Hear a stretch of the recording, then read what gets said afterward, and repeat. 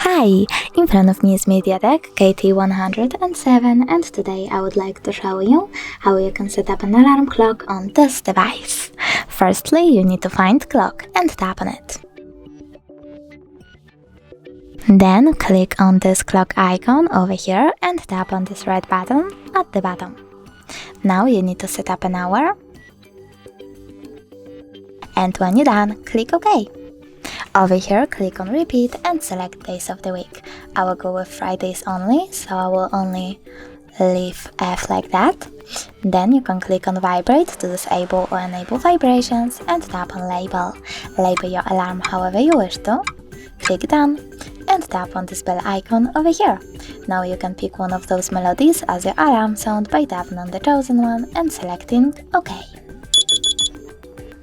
Now click on this icon at the bottom right corner of your alarm and as you can see mine was successfully added.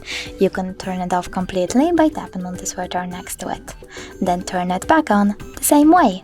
You can also delete your alarm by tapping on this icon again at the bottom right corner and clicking on the bin one. Thanks so much for watching. If you enjoyed this video, don't forget to leave a like, comment and subscribe. Bye!